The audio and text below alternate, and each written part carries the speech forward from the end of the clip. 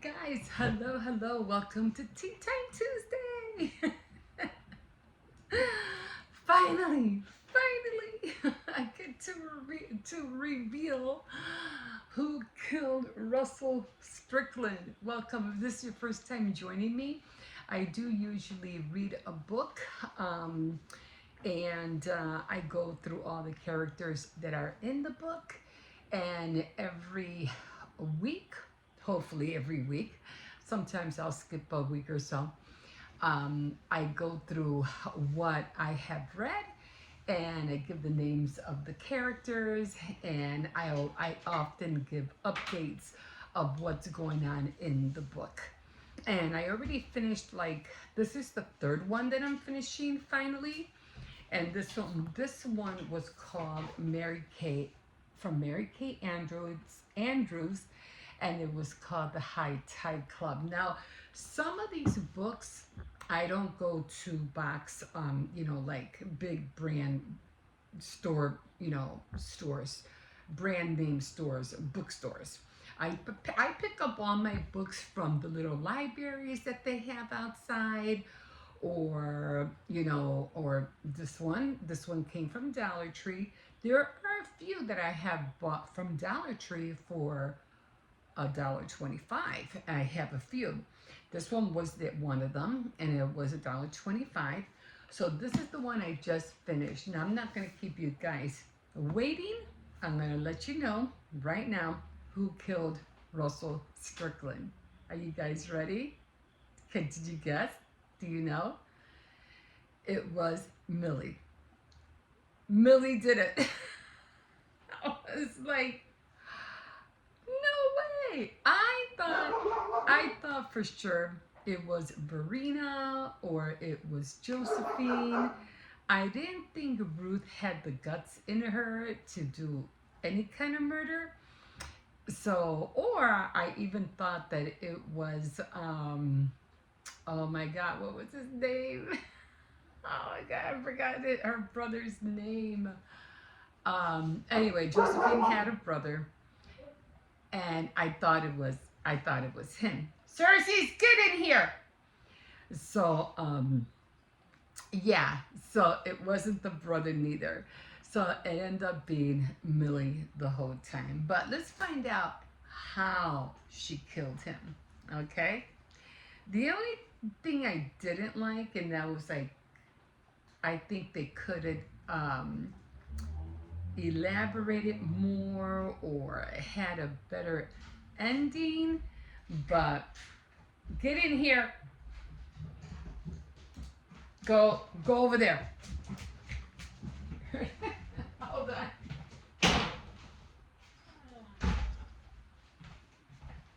Yeah, he knows when to come in. He's not, he knows when he has to come in. That's the wall. I'm trying to see where the door is at. Only because there's not that much light.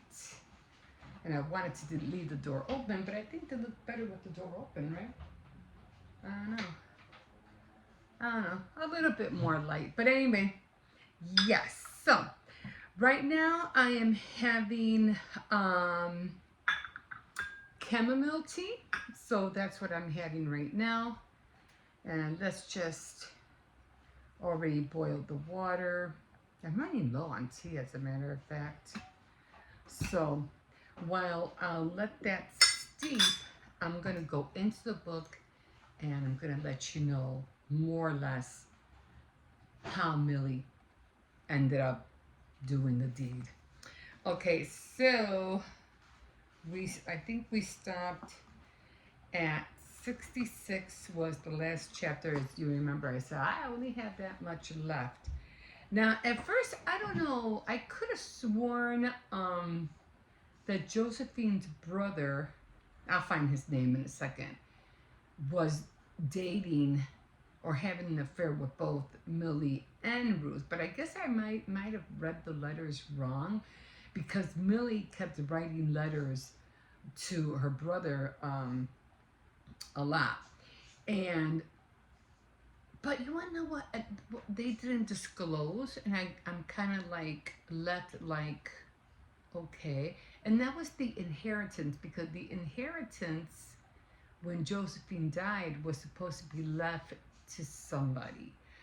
And of course, there was also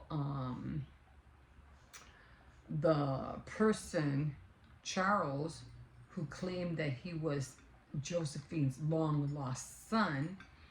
And that came out being not true. But let's go back and let's find out what happened. I am going to start with,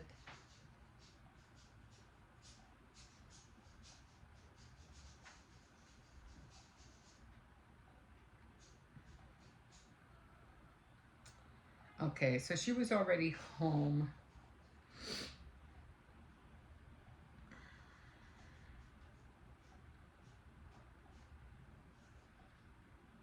Okay, so she was already home because she had had that one incident where she was having a fight or argument with the lawyer, the other, the lawyer, Gabe, and they ended up having a scuffle at this water tower or some lighthouse. And Richard was there, Charles was there, and Charles was trying to let Brooke know, she was the main character, Brooke know that Gabe tried to kill him because of the information that he was trying to find out. And it just so happens that Charles ended up more or less trying to let Brooke know, no, he tried to kill me twice, and he's going to do the same thing to you. And Gabe was really being like, kind of like ended up having like another side of him that Brooke wasn't aware of until she had that one date with him. He was kind of like really nasty. And then she was like, huh, do I really want to go on going on with this guy? And then the way he treated her at the lighthouse and pulling her and pulling her hair and almost and knocking her down and slapping her, and she was trying to get away from him, and she ended up kicking him. So when she kicked him, he fell backwards and ended up falling waist down, and I guess he broke his neck and he ended up dying. So, but let's go back here. I'm sorry, I don't have that much light in here, so it is kind of hard to see. I will be getting my glasses soon, so in another 3 weeks I'll have my glasses. So back home, Liz and Felicia took turns shaking Brooke, making sure she was okay because she was in her house in her bed. When she awoke on her own, she could see the sun through the slates in the window blinds. Felicia was sleeping on the other side of the bed, face down on a pillow. Okay, so we're just going to skip through some of that. The past 24 hours all seem like a bad dream. I still can't believe any of it happened. I can't believe Gabe is dead. Then that he did those things to my dad. Said that he did those things my dad says he did. None of this makes any sense. Brooke looked from Felicia to Lizzie. Does it make sense to you? Okay, so she goes on and on. Probably that's why he looted his clients' trust accounts. He figured he'd be able to pay back all the money before he was found out. So he was really pressing on trying to get the money from Josephine's estate as well. Lizzie said, but the question is why? Sonny, Brooke said. The two women gave a questioning look. I think Sonny was his ex-wife, and I guess she had racked up a lot of bills, and and he was trying to find a way to pay them off. He claimed he didn't even know about she had a Porsche. He's been driving until he found out that the garage of the house at Sea Island shortly after she died of liver cancer 2 years ago. Classic, Felicia said. Blame it on the dead wife. So it was some kind of card that she had purchased or something like that, and he ended up having to foot the bill. You couldn't have known he was broke, Lizzie said. He fooled everybody. He was such a chump, Brooke said. He charmed me, romanced me, convincing me that he was lonely, widow, looking for a second chance at love. So luckily she found out before, that happened. And that's the only reason you didn't fall for his smooth talk. So luckily she escaped on that one. No, a couple of times he let the mask slip, those times where he was really nasty to her. The first time he met with her at Shellhaven, I think Josephine must have told Gabe her secrets. I think she told him that day that, Gardner, her brother, was my mom's father, and that's why he was suddenly passionately in love with me. So he figures if he can, romanticize her, even as far as marrying her, if and when she gets the inheritance, he would get part of it. Um, and it just so happens that Gabe was the one that killed Josephine. Mm-hmm. Yeah. So 7 years later, unless you count the drunken one night stand I had at a wedding 2 years ago, Lizzie says she turned to Felicia. Brooks stared down into her coffee. You know what else I think? I think Gabe killed Josephine. So that's where, that that probably is what happened. Um, I'm just trying to get some more light in here. Okay, so we're on chapter 67. Both the women stared at Brooke in disbelief. That's what I was asking myself all night long. Brooke said, and then it came to me. Josephine was ready to sign a will that would have divided her estate between 5 people, the 3 of us, plus my mom and Verena.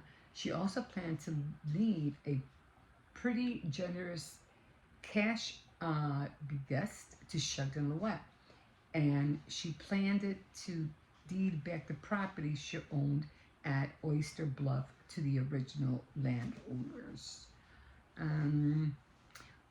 We know CD is convinced he's Josephine's son, but the will she dictated didn't include him, so he had just as much motive, between even more than Gabe, to kill Josephine, like revenge, because as far as he's concerned, she dumped him like a cast-off shoe at the orphanage. So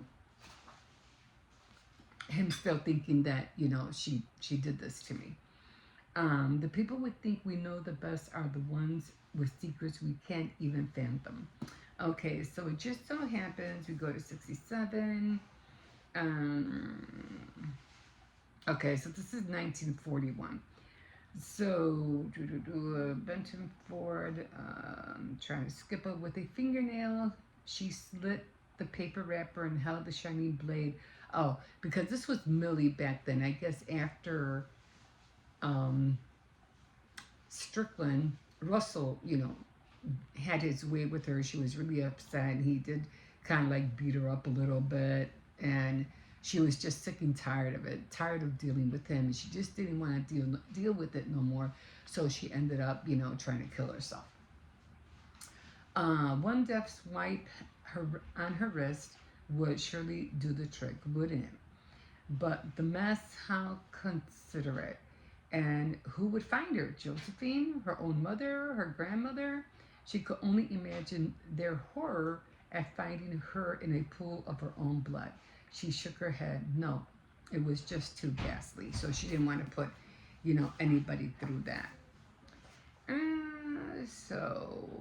Okay, the house was really quiet as she tiptoed past the bedroom doors of her oldest, dearest friend, Josephine and Ruth. What would they think if they saw the version of Millie? She crept down the stairs and into the kitchen.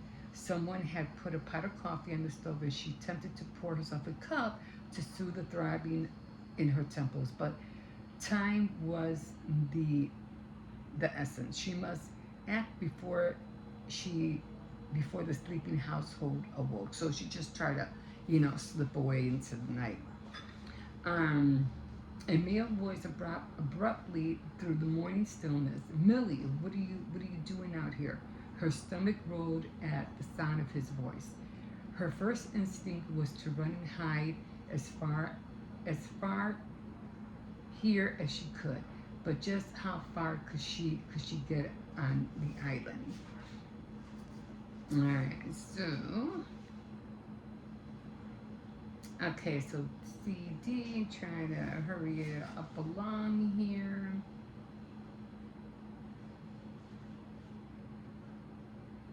Okay. Okay. Okay, the sheriff would scribble some more detailed notes. He reached into the drawer of the desk and he held an envelope in a sealed plastic bag. We found this in Mr. Wynett's car, which was parked in the lot on the city marina. What is it? Brooks said. Lab results on DNA testing performed on hair samples from C.D. Anthony and Josephine Warwick. The familiar relation, Goldsby said. No big surprise there. I could have told you that drunk old man was not the king. So they had tested the DNA and he was not her son. Okay, so we went on. Gabe knew it and he wanted to let Brooke know it. Okay, so Gabe Wynette called over here, raising all kinds of hell about it. So it was Gabe who murdered her, Brooks said quietly. What makes you think so? The sheriff asked. He had the best motive for wanting her dead. Money. Josephine must have told Gabe that my mom was her immediate next of kin. And as far as we know, he was the last one to see her alive that night when he helped her into bed. And so most likely he did it. Just the feeling she had. She was looking over the death scene photos and noticed when we arrived, Miss Josephine was wearing eyeglasses. I never saw her without her glasses. Brooks says she was nearly 100. But if she tripped and fallen, don't you think those glasses would have been flying off? Probably would have been smashed too. But hers were right there on her face. We fingerprinted those glasses and found a partial print from Gabe. Okay, moving along. Huh? Mom was wondering if I want to go over and take a book too.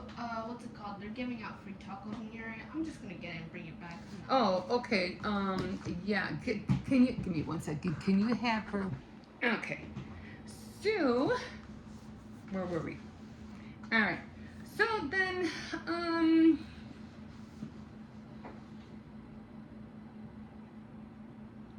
okay. All right. Just move it along. Oh, okay. My eyes are getting glary. Okay. He called once. He kept calling. The sheriff found that Robert's DNA testing was in the car. I guess he read that. Huh? Oh, wow. Okay. I'll take those apart in a minute. Then, guys, make sure the door is closed. Okay, so finally, Verena does find out Josephine was the only person I told about that bad man grabbing me at the party. Remember I was talking about, they never mentioned about Verena getting raped on that party for Millie. And never would have told her at all, except that night when it happened afterward, when everybody was asleep or gone. I came creeping up to the house as quiet as I could to try to wash him off me, because I couldn't go home and let my dad and brothers know what had happened to me. So that's what happened. So actually, I just thought about this. Charles C.D. was Russell Strickland's son. Oh my God. Because he was half white, half black. Okay, so then finally she finds out that, all this time that it was, Verena had a son all these years, and he was right there the whole time. Okay, so Millie Gardner, I was trying to sneak on home and he caught me. Who? Felicia demanded. Russell Strickland. What did he do to you? Auntie Verena picked up the knife and began chopping the pecans. He dragged me to the guest house where he was staying, and he what raped you? And the old woman nodded. Okay, so that's when they found out, that Strickland did rape her. Okay. Mm-hmm. I try to underline most of the parts so that I can just get to the point. Okay, so again, here's Millie. I know that I said struggling to sit up on the bed. I was going to be very hard on you, trying to raise a baby as young as you are, and they're going to have people saying terrible things about you because the baby is going to be half white. Josephine said your family might not want to take you back. Oh, so when Josephine found out that Verena was pregnant, she was trying to help, and you got to get rid. You have to give it up because there's no way, for one, you're going to be able to finish school. No one's going to let you take you. You're going to ruin your life, and she didn't want that. Give me a second. Okay. Okay, I think this is steeped enough already. So I'm going to take this out. Yeah, they're going to go. They're having this place up the road, and their mom is going to take them to go get some free tacos or something like that. So I was like, yeah, go ahead. So I got a feeling she has my eldest grandson because I made tacos too. So, oh, well, let me just take a quick sip of this.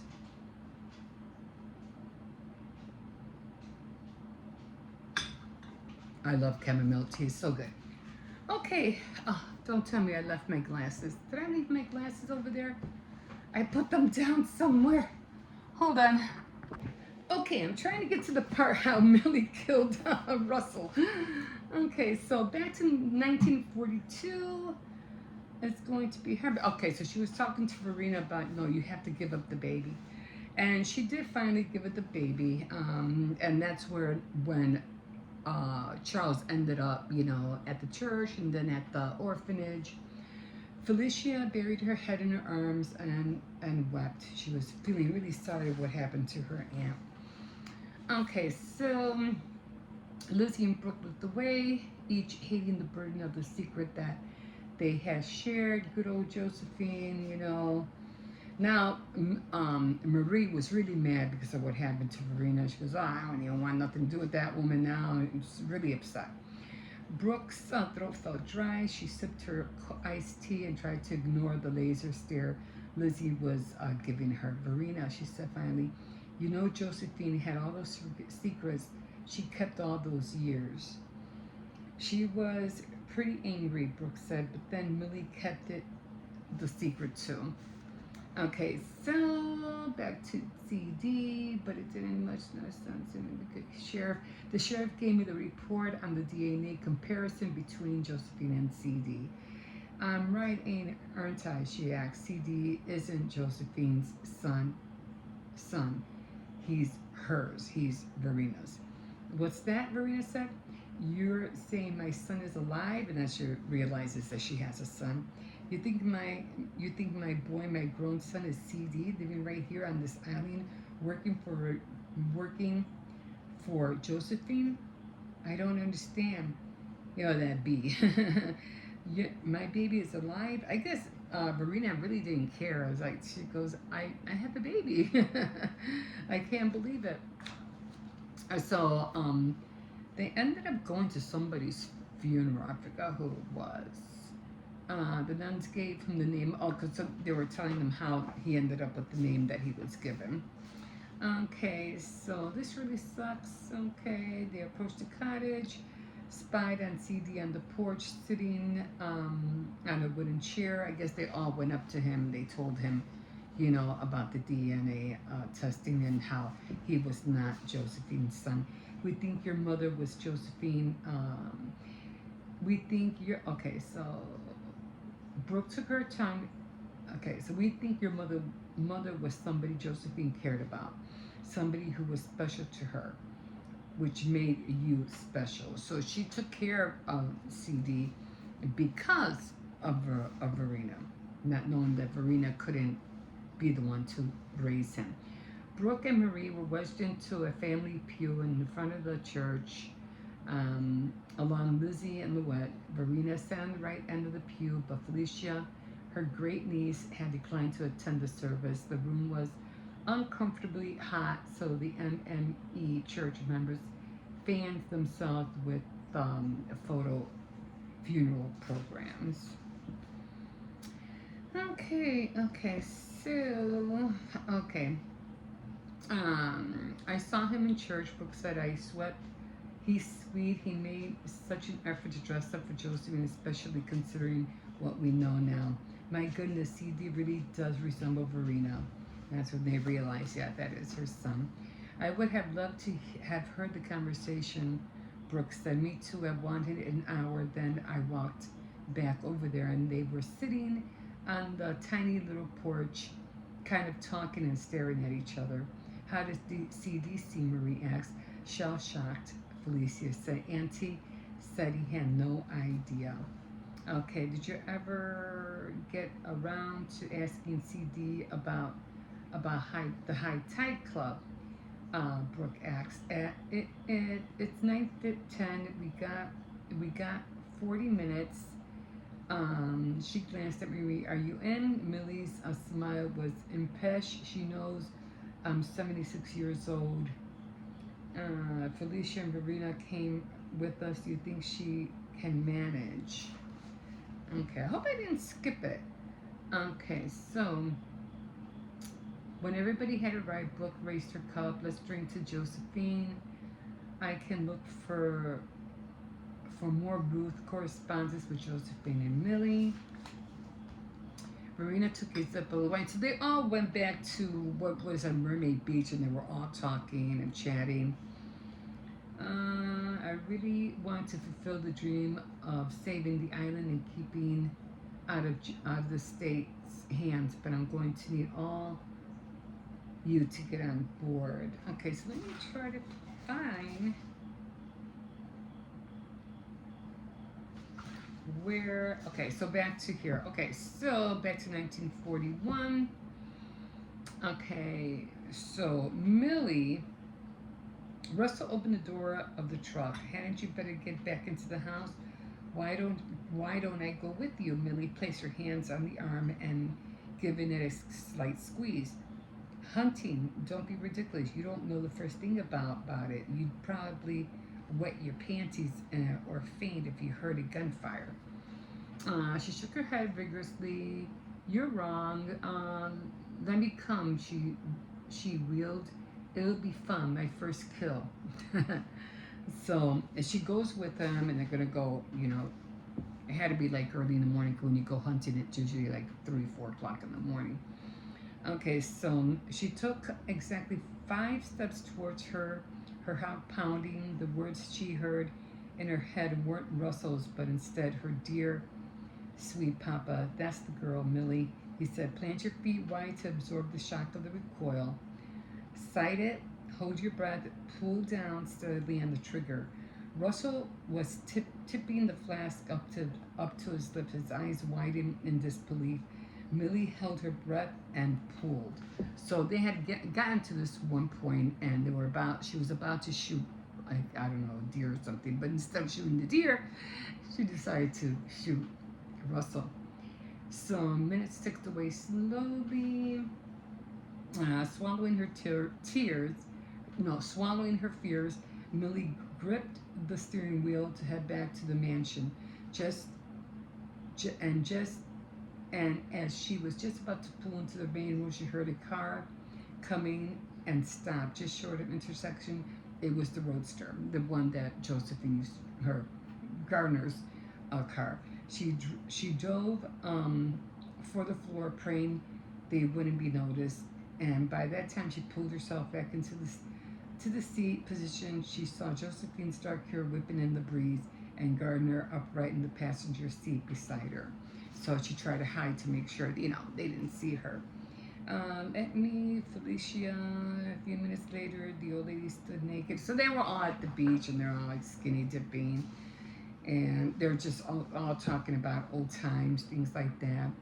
Verena peered into the inky night. I hadn't been back here since that night.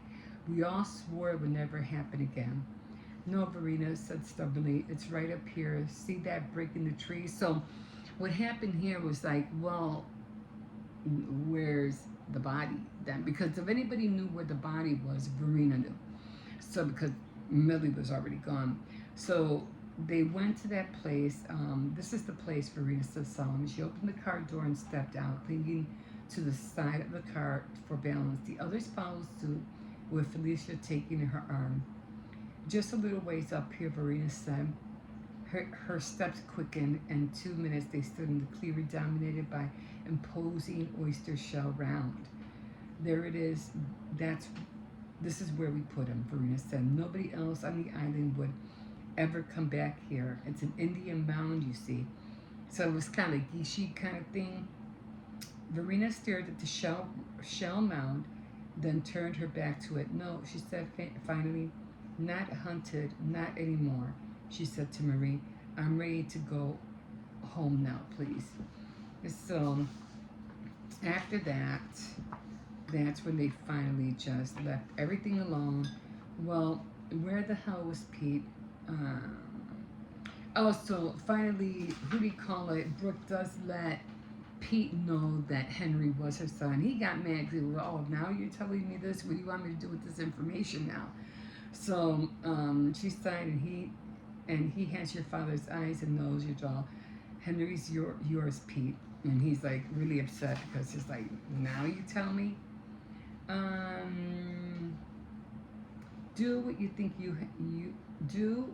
You think maybe you can kiss me now, like old time's sake? He put a hand on either side of her face and did as she asked, kissing with a sweet intensity that left her aching for everything she missed. Okay, he said finally. I'll move to the coast. We'll figure it out. And the dad thing. So, and then it goes with the epilogue. In the past, and that's the way I cast the ugly out of my heart. I'm not letting anything fester. 2018. Verena, she gasped to Lizzie, had tightly gazed at the moon, wondering, I wouldn't ever say that man's name after that night. I couldn't. When I woke up to the sunny morning, I realized the day is.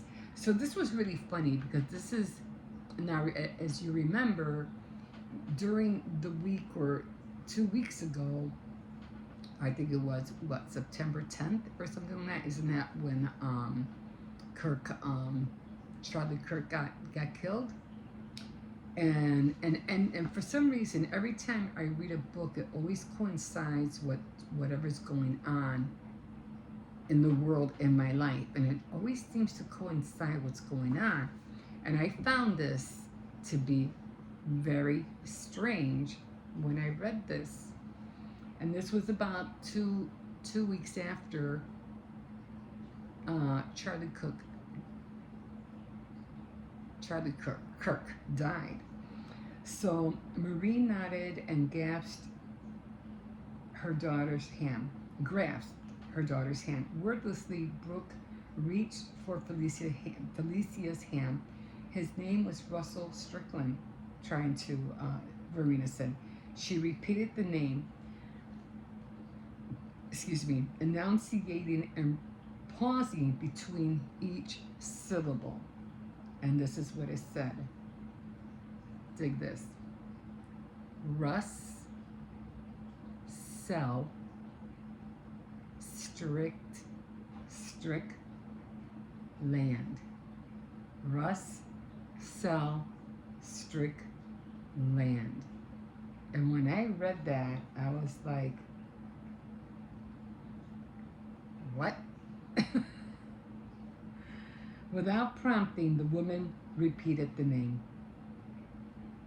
And because this whole thing that Kirk didn't want nothing to do with the leader of Israel. And I was like, when I read that, I was like, what the heck am I reading here? I found that to be very, very strange. So Russell Strickland is powerless over me, Verena says. She shrugged out the blanket and took one tentative step into the water and then another, letting out an involuntary yipe of shock as the cold water reached her knees, and then waist. She turned once, looking over her shoulder and at the four women standing naked on the shore. Y'all coming? So, and that was it. So Millie was the one that killed Russell Strickland. And like I said, when I read that, when it said Russ saw Strickland, it was like somebody was talking through the grave. Like, seriously. Wow. Anyway, that's the end of the book. I hope you liked it. I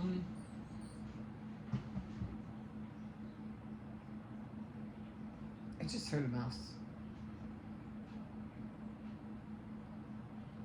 Anyway, on to the next book, guys. And this one, hopefully I'll be able to read it a little bit more faster. So, this one is called Maya Banks, and this one I got from one of the libraries. It's called Taking It All. Okay, so this is the new one, and Taking It All. I hear it. There's a mouse in here. Okay, so Taking It All. Chassie and Tate have been married for several years. In the beginning, the relationship was everything she wanted. Passionate, all-consuming, she offered her submission freely, and Tate cherished her gift with tenderness that made her feel safe, content, wanted, loved beyond all measure. But as the years have gone by, Tate has become more immersed in making his business a success, and Chessie had taken back seat to his business obligations, growing unhappy with the status of their once blissful marriage. Chessie knows that something has to give, or they stand losing it all. Tate loves his wife, has always loved her, providing for her has always been his number one priority. But lately she seemed unhappy, and he's worried. Worried enough that he arranges for a night together that he hopes will reignite the fire that once burned like inferno between them. But a business call all the wrong times threatens everything. Tracy safely, his concentrations, his wife's faith in him, and as her husband, a man sworn to love and protect her above all else, gutted with the realization that he's going to lose her. He's already lost her. His readiness for the fight of his life, whatever it takes, he'll get back. Show her that nothing is more important than her love, and that if she allows him to prove himself one more time, he'll take it all. Everything, but he'll give back far more. Himself and his undying love. Who wrote this? Maya Banks. Isn't that a girl's name? Oh, did I show you the girl who, the author? Wasn't there a picture of her here? Oh, I could have sworn there was a picture here of, oh, I guess not. Wait, yeah. For the High Tide Club, this was the author. That was her. And I don't know if there's a picture of the author here. Sometimes they're all the way in the back, or sometimes in the front. So there's nothing here. I think this one's going to be a quick read. It shouldn't take me that long. But because it is a little bit more smaller than this one, so this should go by a little bit more faster. Okay, guys, that's it. And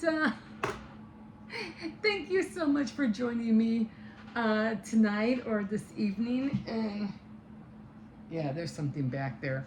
That's okay. I got decon, for me. So I'm just gonna have to put some tablets down and catch the little sucker, or it'll die and whatever. Otherwise, I guess what they do is that once they eat the poison, they die, and then the other mouses eat that, and then they die. It's kind of like a trickling effect. But anyway, yeah, it's before it tries to come in. Okay, guys, I'm gonna leave you here, and yeah, hopefully you'll join me next time, and we will see you next time on Tea Time Tuesday. Bye.